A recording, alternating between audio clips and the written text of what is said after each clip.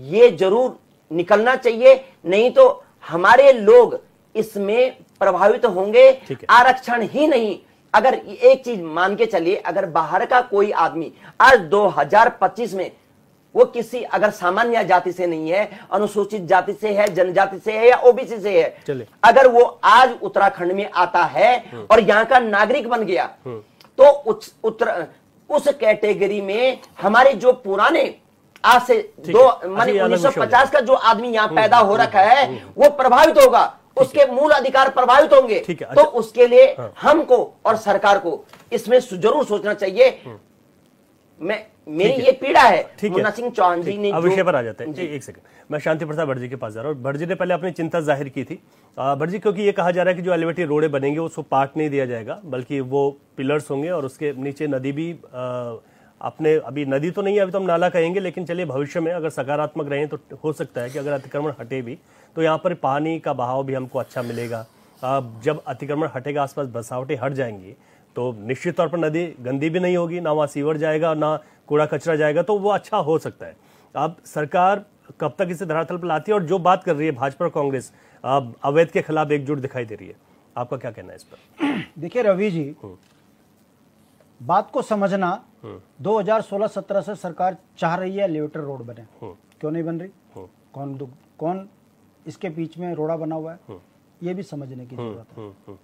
मैं क्षेत्रीय दल का नेता हूं, मैं अपनी नंगी आंखों से अपने राज्य के एक शहर को मरते हुए देख रहा हूं। वो मैं इसलिए कह रहा हूं क्योंकि मेरी चिंता भूगर्भ वैज्ञानिकों की रिपोर्ट है। देहरादून का वाटर लेवल डाउन हो चुका है, एलिवेटेड रोड बनेगी तो जो पहाड़ों का पानी है वो नीचे से निकल जाएगा, और देहरादून कंक्रीट का जंगल बन चुका है। देहरादून का वाटर लेवल जमीन में जा ही नहीं रहा है, वो तो सीधा बाढ़ बनता हुआ नीचे चला जा रहा है आसा रोडी पे। तो देहरादून का वाटर लेवल चिंता का विषय है, धीरे धीरे डाउन हो रहा है। मुझे लगता है कि हम बहुत जल्दी इस शहर को जोहान्सबर्ग बना देंगे।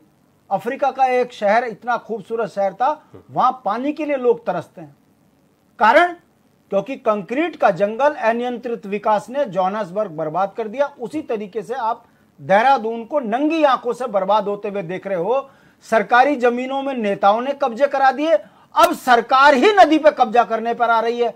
मेरा कहने का मतलब है, आपको हवाई जहाज के लिए जगह चाहिए तो आप जो है जॉली ग्रांट में 17,000 पेड़ काटने के आदेश कर देते हो, तब पर्यावरण विदों की रिपोर्ट पर को आप अनदेखा कर देते हो। जब उत्तराखंड का मूल निवासी किमसार मोटर मार्ग, बीन नदी का पुल कहता है, तब आप कहते हो कि वन अधिनियम के कारण आपका विकास नहीं हो सकता, ज्यादा बोलोगे मुकदमा लग जाएगा। जब भाजपा का नेता किसी जगह पे कब्जा कर जाता है तो पहाड़ का सिंगताली का पुल नहीं बनता। मैं पूछना चाहता हूं रवि जी आपके माध्यम से, कल जब एलिवेटर रोड के लिए सरकार आगे बढ़ेगी तो यही भाजपा कांग्रेस के नेता एनजीटी कानून का इतनी रेट लगा देंगे, और एनजीटी कानून यह कहता है कि नदी नालों से 120 मीटर इधर 120 मीटर उधर कोई निर्माण नहीं हो सकता। और एनजीटी में बैठे कौन हैं? बड़े बड़े माफियाओं के टॉपर, वहां से स्टे मिल जाएगा, टाइम टाइम फिश। क्योंकि मैं आपको उम्मीद नहीं है, देखिए जो सरकार कह रही है, मेरी बात आने दीजिए। अगर यह सच नहीं है जो मेरी शंका है, तो फिर बीन नदी का पुल, किमसार मोटर मार्ग, सिंगताली और तमाम पहाड़ की वो विकास की योजनाएं जो कभी पर्यावरण के नाम से, कभी वन अधिनियम के नाम से, कभी उत्तराखंड के पर्यावरण, उसके पहाड़ नदियों के किनारे विकास के नाम से रोका जा रहा है, इसका कौन जवाब देगा? अब आ जाइए मूल देहरादून में। आप रवि जी किसको, देहरादून में सब पढ़े लिखे लोग हैं, राजनीतिक हब देहरादून, शिक्षा का hub Dehradun, industrial hub Dehradun, ठेकेदारों का हब देहरादून, बाहर के बसेंगे इस देहरादून की हत्या करने पे क्यों तुले हो भाई? उत्तराखंड की जनता ने आंदोलन के दौर में राजधानी गैरसैंण कही और पहाड़ के ऊपर तमाम सरकारी ऑफिस बैठा दीजिए, देहरादून तो अपने आप बच जाएगा। मगर क्यों? क्योंकि सत्ता में बैठे सत्ताधीश अपनी अय्यासी के लिए, अपने सुख के लिए देहरादून को बर्बाद कर रहे हैं। और जब देहरादून में इनसे व्यवस्थाएं नहीं संभल रही तो पूरब के आईएएस ये गलत गलत प्रोजेक्ट लाकर आप सारी तो नदियां बंद कर दी, अब आप रिस्पना के ऊपर भी ढक दोगे। बिंदाल को भी ढक दोगे, और कल देहरादून के अंदर वाटर लेवल नहीं मिलेगा, पानी नीचे नहीं मिलेगा, खोद के भी पानी नहीं मिलेगा, उसके बाद क्या कहोगे कि सहारनपुर से पानी ला ला के हमें बेचोगे, जैसे बजरी सहारनपुर से आके हमको मिल रही, हिमाचल से बजरी हमको मिल रही। कहने का मतलब है रवि, गलत लोगों के हाथ में सत्ता चली गई है।